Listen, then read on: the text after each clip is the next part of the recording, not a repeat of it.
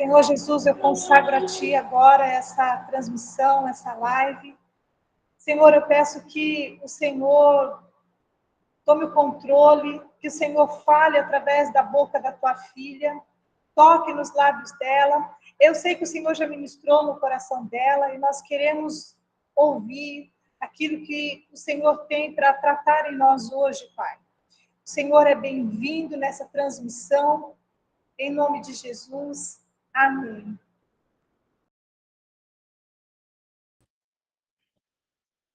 Ai, é com muito temor, né, que eu me coloco aqui nesse exato momento, porque antes de a gente compartilhar a palavra, a gente acaba sendo ministrado, né?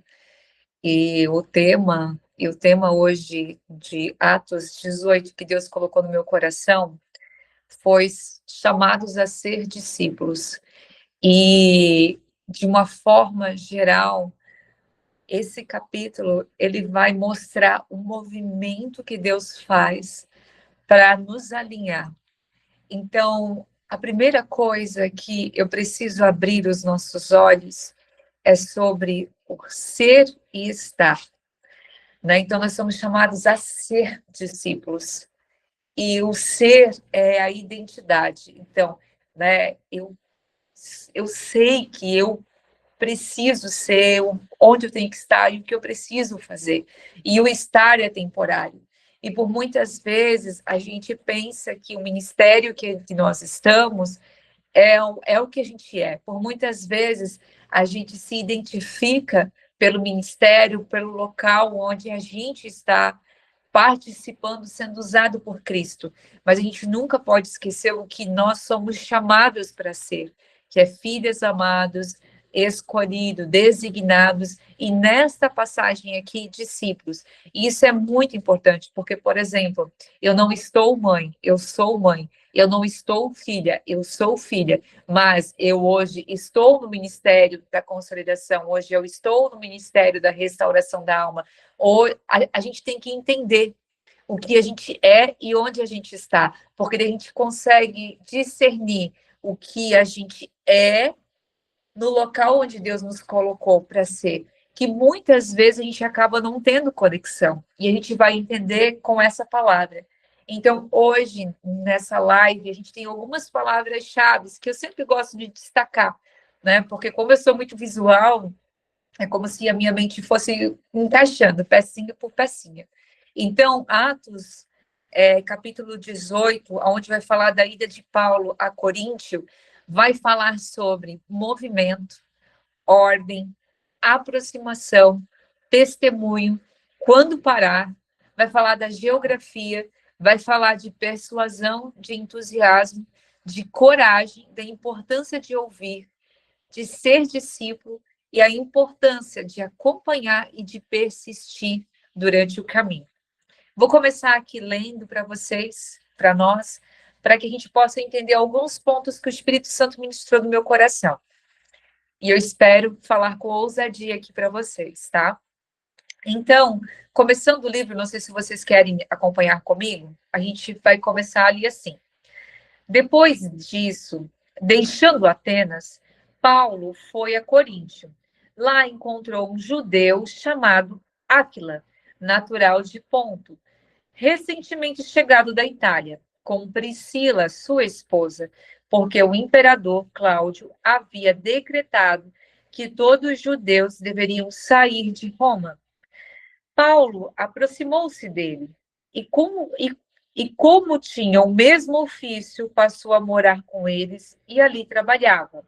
O ofício deles era fazer tendas, e todos os sábados Paulo falava na sinagoga, persuadindo tanto os judeus como gregos.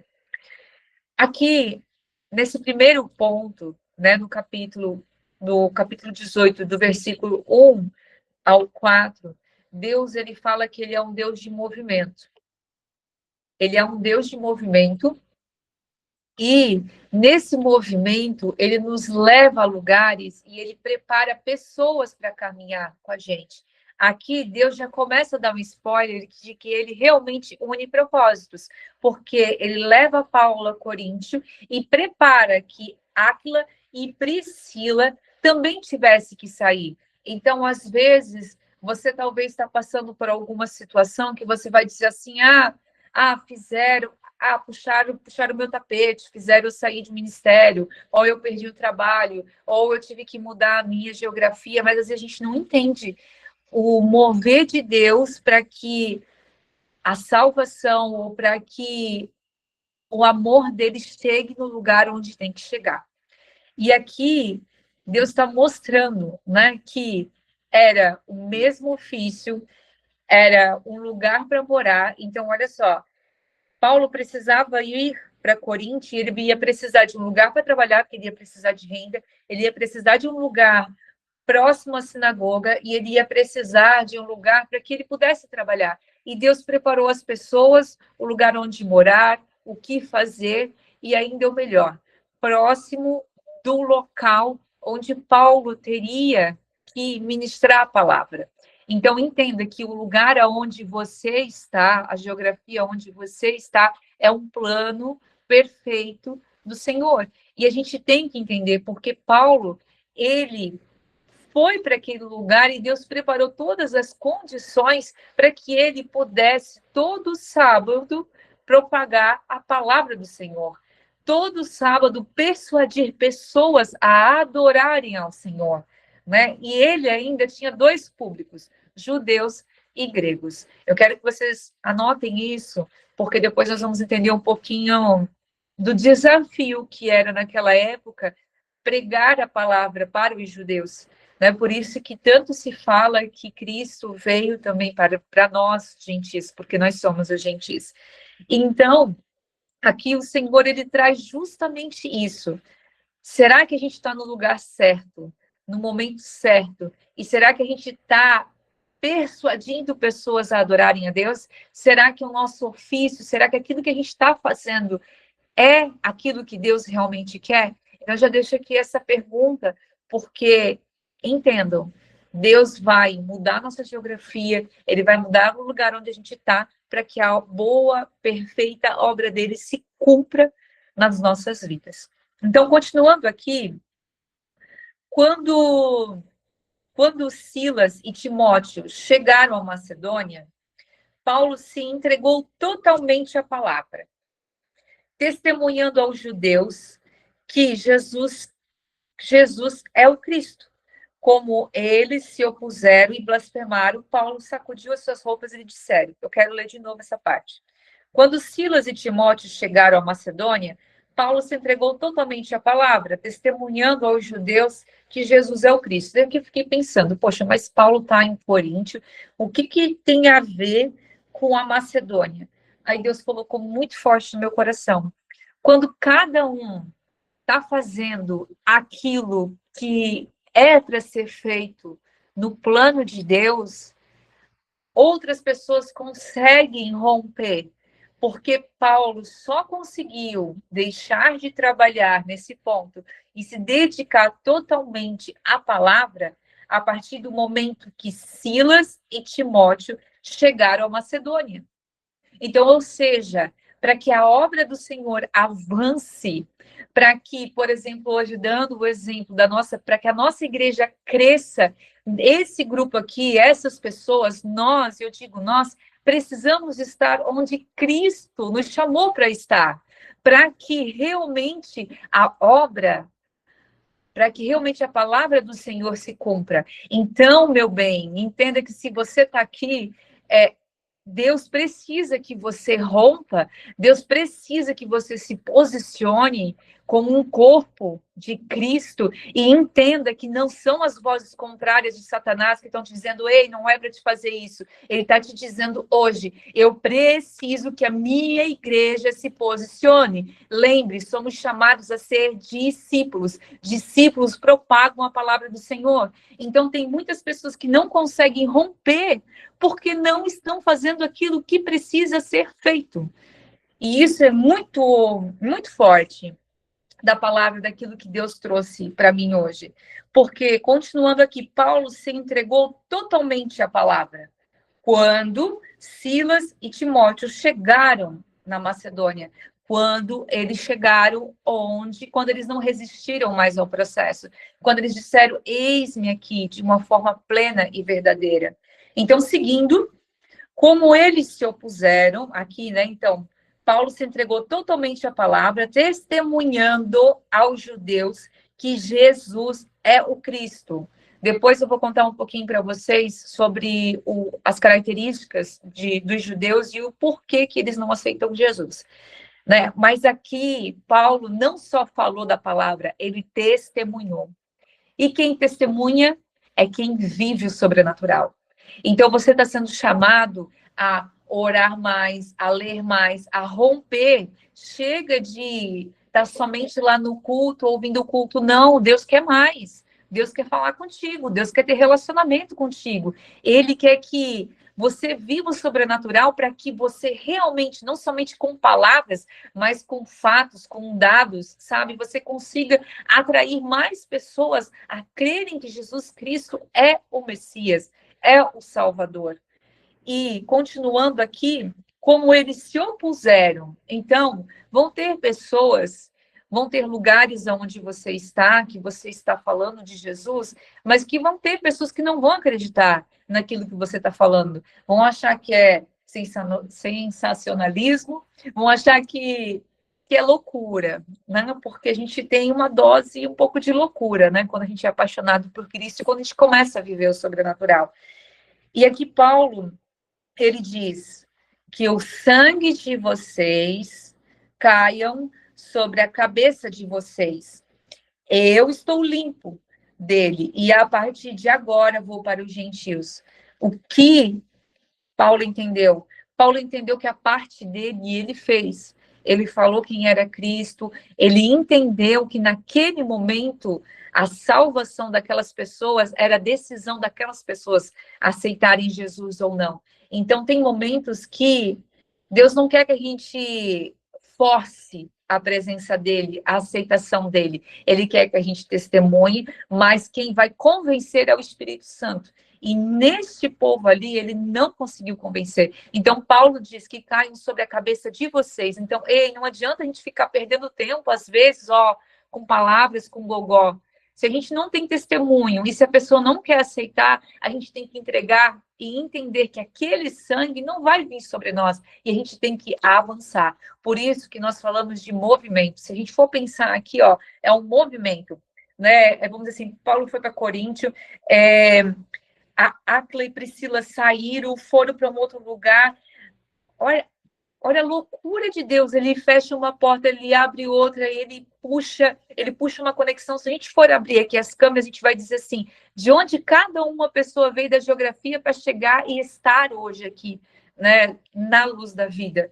Então, nesse momento, fazendo parte deste corpo, deste projeto que Deus tem aqui na nossa região. Então, saindo dali, entrou na casa de um homem chamado Tício Justo, que era temente a Deus, e a casa dele ficava ao lado da sinagoga. Crispo, o chefe da sinagoga, creu no Senhor com toda a sua casa. Também muitos dos coríntios, ouvindo, creram e foram batizados.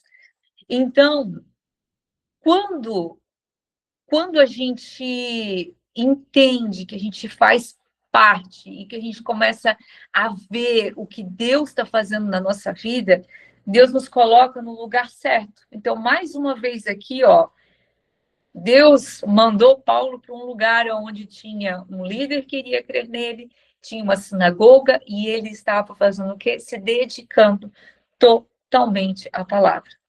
Então, deixa eu compartilhar aqui com vocês algumas anotações que eu fiz. Enquanto você faz a sua parte, Deus continua operando.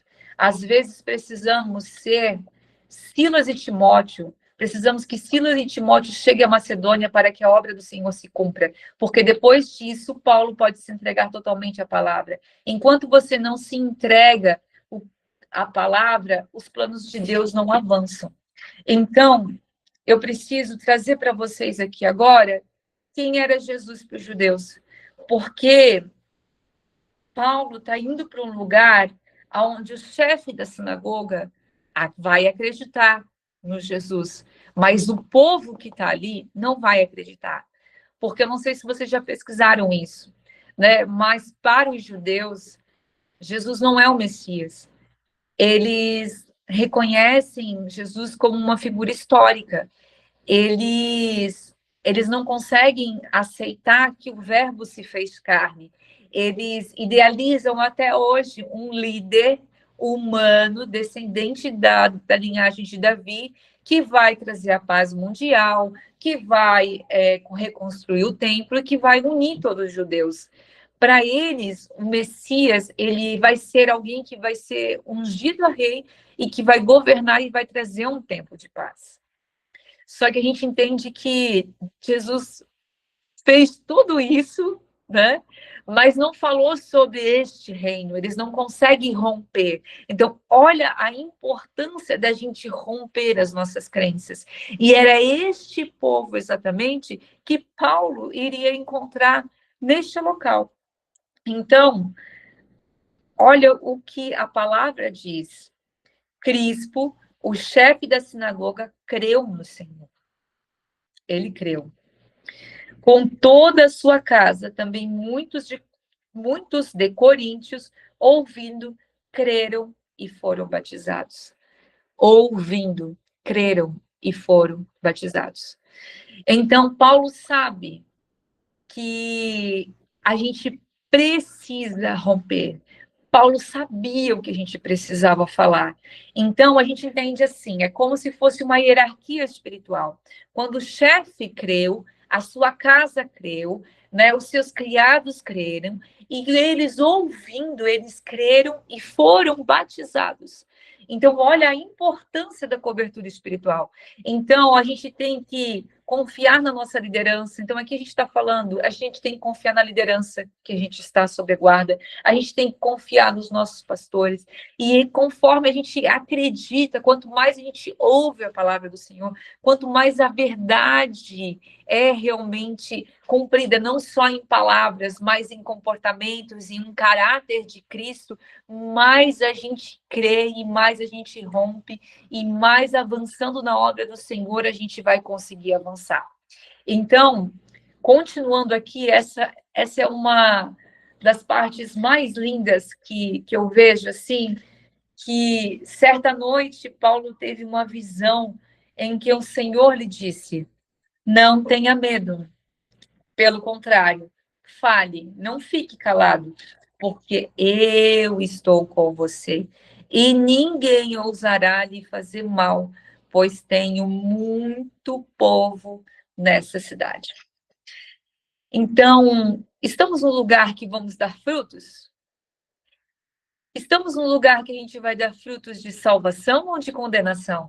Mas lembrando que para dar fruto, a gente tem que limpar o terreno, a gente tem que semear, a gente tem que regar, a gente tem que passar por todas as estações até chegar ao ponto de a gente dar um fruto. E que tipo de fruto que a gente vai dar? Que tipo de fruto que a igreja que nós estamos hoje vai dar? Então, gente, Deus está dizendo que é para a gente abrir a nossa boca, que Ele está com a gente, porque nós somos chamados a ser discípulos. Ser filho amado de Cristo é falar quem é o nosso Pai. É falar das coisas boas que Ele faz para nós. Isso é multiplicar e dar bom fruto na boa obra. Então, Deus quer que a gente abra a nossa boca e a gente pare de ter medo de testemunhar e a gente fale mais. Porque, às vezes, se a gente não testemunhar aquilo que Deus está fazendo na nossa vida, como é que outras pessoas vão acabar crendo no Senhor? Então, Ele quer que a gente tenha coragem e ousadia para abrir a nossa boca e falar: ai, mas eu não conheço a palavra. Ei, Deus vai te colocar pessoas que vão te ajudar. A nossa igreja tem diversos cursos, a nossa igreja tem as lives, a gente está em um movimento que Deus está fazendo tudo que a gente precisa para se aproximar dele. Só basta a gente querer realmente se aproximar dele, para que a gente dê um bom fruto. Então, eu queria me aproximar um pouquinho nesse tema-chave, que é para a gente não ter medo de ser discípulo. Pelo contrário, não se cale. Eu estou com você. Então, quando ele fala isso, quando a gente assume essa verdade, a gente vem aqui seguindo a nossa leitura, no versículo 12. Paulo diante de Gálio. Quando Gálio era procônsul de Acaia, os judeus de comum acordo se levantaram contra Paulo e se levantaram contra ao tribunal, dizendo: este homem quer persuadir as pessoas a adorar a Deus. Ei, eu queria que alguém se levantasse e dissesse: ei, a Sidneia está persuadindo as pessoas a crerem a Deus. Eu queria esse tipo de levante na minha vida. E você? Você quer esse tipo de levante? Esse é o tipo de levante que nós, apaixonados por Cristo, a gente tem que querer ter. Continuando aqui, de um modo contrário à lei. E mesmo que as pessoas digam não, que você não pode fazer, você tem que dizer sim, a paixão que você tem pelo Cristo, pelo teu Pai. Então, quando Paulo ia falar a Gálio, disse aos judeus: se fosse de fato alguma injustiça ou crime de maior gravidade, ó judeus, eu teria motivo para acolher a queixa que vocês estão trazendo. Mas como é uma questão de palavras, de nomes da própria lei de vocês, resolvam isso entre vocês mesmos. Eu não quero ser juiz dessas coisas. Então, aqui eu quero trazer 3 ensinamentos que Deus colocou no meu coração. É tempo de permanecer ensinando. Mesmo que o inferno se levante, nenhuma arma vai prosperar, porque Deus está conosco e Ele disse isso para a gente. E Ele nos chama, mas Ele nos chama que Ele quer dar um puxão de orelha. Ele quer que nesse ponto a gente seja um pouquinho só parecido com esse galho.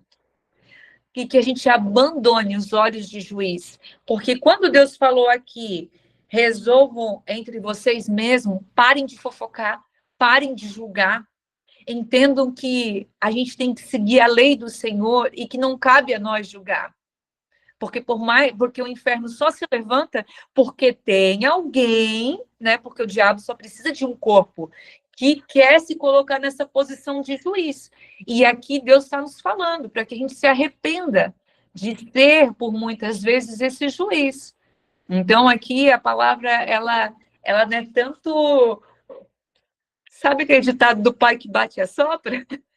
Primeiro ele traz o entusiasmo, mas depois ele te diz: ó, é tempo de permanecer me buscando, é tempo. Nenhuma arma vai prosperar, mas atenção, não julga não, não julga não. Não seja você um instrumento de levante na vida de ninguém, né, que está querendo propagar a palavra do Senhor, amém? Então, seguindo aqui, né, e os expulsou do tribunal. Então, todos agarraram Sóstenes, o chefe da sinagoga, e começaram a espancá-lo diante do tribunal. Aqui, Deus está querendo dizer para líderes, né? O quarto ponto. Líder tem que ter um caráter de Cristo para suportar pancada. Então, lembra que Deus falou aqui que nenhuma arma iria prosperar contra Paulo e que a gente tem que entender a cobertura que a gente está? Paulo só conseguiu seguir na palavra do Senhor porque o líder dele tinha um caráter de Cristo e não arredou o pé. Ele se calou e ele entendeu que aquilo era necessário para que a obra do Senhor se cumprisse. Então, se você tem um chamado de liderança, se você está discipulando alguém, eu, no caso, como mãe, eu tenho que entender que tem certas batalhas que eu preciso suportar para que a obra do Senhor, para que o milagre e a graça do Senhor chegue na minha casa. Então, entenda isso também. E continuando aqui, porque isso é o que a gente está disposto a sofrer por Cristo, né? Por isso que Deus mandou Paulo para este lugar, porque sabia que ali teria um líder que iria suportar todas as dores, todo o sofrimento, para que a obra do Senhor fosse perfeita e completa. Continuando aqui, ao final da segunda viagem missionária de Paulo, no versículo 18, Paulo ficou ainda muitos dias em Coríntio. Por fim, despedindo-se dos irmãos, navegou para a Síria, levando em sua companhia Priscila e Áquila. Aqui eu quero trazer o quinto ensinamento que Deus traz para nós dessa palavra. Você tem que saber até onde você leva as pessoas e saber onde tem que segurar elas e saber onde você tem que deixar e onde você tem que seguir sem elas, né? Porque aqui, ó, Paulo leva Priscila e Áquila, porque Priscila e Áquila precisavam estar naquela geografia para que Apolo, lá na frente, fosse lapidado, só dando esse spoiler aqui na palavra. Então, antes de embarcar, rapou a cabeça em Cencreia, porque tinha feito um voto. Então, olha só, a gente está falando de um homem ousado, que sabia o que precisava ser feito e que tinha um compromisso com o Senhor e fazia votos com ele. Então, Deus quer esse tipo de comportamento. A gente quer caráter, a gente quer eloquência, a gente quer falar com ousadia, a gente quer ser visto. Então, seja disposto também a abdicar de todas as suas vaidades para que a boa obra e perfeita graça do Senhor esteja sobre nós. Então, continuando aqui, quando chegaram a Éfeso, Paulo deixou ali Priscila e Áquila. Ele, porém, entrando na sinagoga, pregava aos judeus. Pediram-lhe que ficassem mais algum tempo, mas Paulo não quis. Ao se despedir, ele disse: se Deus quiser, virei visitá-los outra vez. Ou seja, às vezes vocês estão seguindo algumas pessoas, estão cuidando de alguns discípulos que Deus colocou vocês para cuidar, mas sabe o que acontece? Essas pessoas vão ter medo de seguir o plano e vão querer que você fique. Mas aqui, olha que lindo ensinamento que Paulo nos traz. Ele nos diz: se Deus quiser, virei visitá-los outra vez. E embarcando, partiu para Éfeso, chegando em Cesareia. Foi logo para Jerusalém, e tendo saudado a igreja, saiu para Antioquia. Havendo passado ali algum tempo, saiu, atravessando sucessivamente a região da Galácia e Frígida, fortalecendo todos os discípulos. Paulo sabia que ele precisava ser um entusiasta e manter a chama acesa daqueles que ele estava cuidando. Então, toda essa geografia, todo esse movimento que Deus estava fazendo era para gerar salvação e era para manter os discípulos apaixonados e cheios da presença do Senhor. E seguindo aqui para o final dessa palavra, a terceira viagem missionária de Paulo, Apolo, em Éfeso. Nesse meio tempo chegou a Éfeso um judeu natural de Alexandria, chamado Apolo, homem eloquente e poderoso nas Escrituras. Ele era instruído no caminho do Senhor e, sendo fervoroso de espírito, falava e ensinava com precisão a respeito de Jesus, conhecendo apenas o batismo de João. Apolo começou a falar ousadamente na sinagoga. Quando Priscila e Áquila o ouviram falar, levaram-no consigo e com mais exatidão lhe expulsaram o caminho de Deus. Quando ele resolveu percorrer a Cássia, os irmãos os animaram e escreveram aos discípulos para que o recebessem bem. Tendo chegado, Apolo auxiliou muito aqueles que, mediante a graça, haviam crido, porque, com um grande poder, convencia publicamente os judeus, provocando por meio das Escrituras que Jesus é o Cristo. O que Deus está querendo falar aqui? Olha o movimento que ele fez para unir Paulo, Priscila e Áquila, para chegar até Apolo. O Apolo seria aquela pessoa que teria todas as características necessárias para que perante a graça, o Cristo, perante a graça, perante o Espírito Santo, o povo fosse convertido ao Senhor. Então, quem era Paulo? As características, né, de Apolo.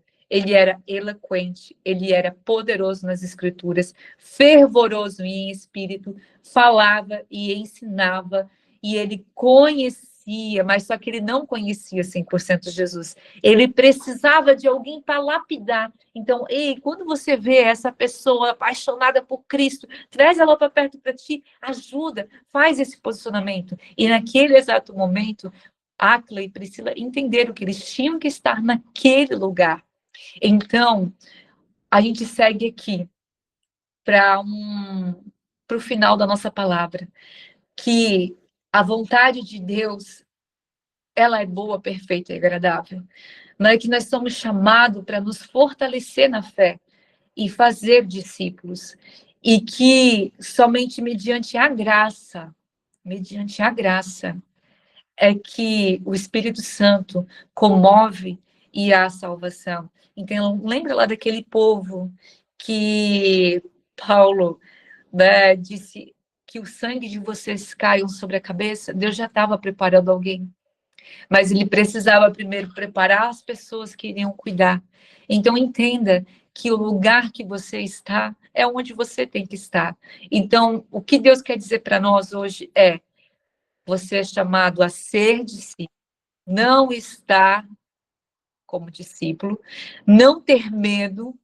Ele pede para que você não se cale, que ele está dizendo que ele está com você. Então, é tempo de você permanecer ensinando, que mais que haja levantes, ele vai estar contigo e arma nenhuma vai prosperar. Ele quer que você abandone o olhar de juiz. Ele quer que você suporte, para que você seja um líder que tem um caráter de Cristo e suporte toda a pancada que o mundo vai trazer para você. Ele quer que você saiba que onde você está, tem pessoas que você vai precisar abandonar para você seguir, mas que aquelas pessoas têm que estar onde elas têm que estar para que a obra do Senhor continue, que a vontade do Senhor é que nos guia, que nós somos chamados para que a gente se fortaleça na fé, e eu louvo a Deus por esta live, porque nesse exato momento nós estamos nos fortalecendo na fé, e eu oro nesse exato momento para que o Senhor derrame sobre cada um de nós eloquência, né? Uma forma poderosa de se revelar as escrituras para esse grupo, para que a gente possa ter um fervor, sabe, um amor, um arder, assim, quando a gente for falar de Cristo, que a verdade dele seja propagada através dos nossos lábios, para que a gente fale, para que a gente ensine, para que a gente possa ir ao próximo nível, porque enquanto a nossa igreja não se levantar e não se posicionar, a obra do Senhor não vai acontecer. E eu acho que Deus está um pouco cansado de sempre ter que... Porque muitos falam, porque se você não fizer, Deus vai levantar outro. Mas pensa que esse outro podia ser levantado para fazer outra coisa. Então, gente, é hora de a gente se posicionar na fé do Senhor.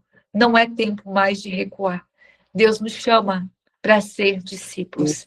E é essa palavra que Deus colocou hoje no meu coração. Ele sempre fala na gente, né? Ai, não foi fácil receber essa palavra, mas a gente entender isso, que levante é construção e a gente tem que seguir, né? Porque ele não vai parar. Então, Cris, não sei se eu posso orar, não sei se já começou o atendimento aí, ou se alguém quiser falar alguma coisa também, fiquem à vontade, tá, gente? Um por vez. Lembra que a gente foi chamado para falar, né?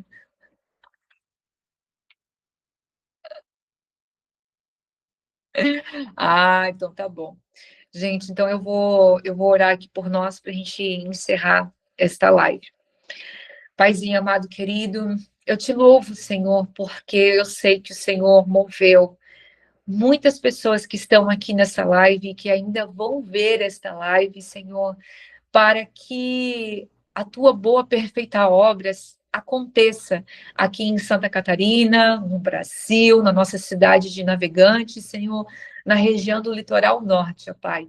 Eu oro, Senhor, para discípulos, Senhor, apaixonados por Ti, eloquentes, que se alimente da Tua palavra, que busquem direto da fonte, que trabalhem, mas que estejam dentro do teu templo, Senhor, te adorando, te ouvindo, Senhor, que eles falem com verdade e com propriedade, Senhor, leve o teu povo, leve os teus filhos, Senhor, a um próximo nível, que haja obediência, que eles estejam atentos aos teus sinais, ó Pai, porque tem muitas pessoas que através da eloquência, da coragem, através do mover do teu espírito, através do testemunho de fé de cada um aqui presente, Senhor, irão trazer um a mais para Cristo, porque é sobre isso, é sobre propagar que o Jesus é o nosso Rei, é o nosso ungido, que Ele é o nosso Salvador e que não é sobre este tempo, é sobre a salvação, ó Pai, e que a gente tenha paixão e amor de falar de Ti. Obrigada, Jesus. Obrigada, Senhor, por esta live. E eu consagro a vida de cada um aqui nesta noite. Em nome de Jesus. Amém. Amém.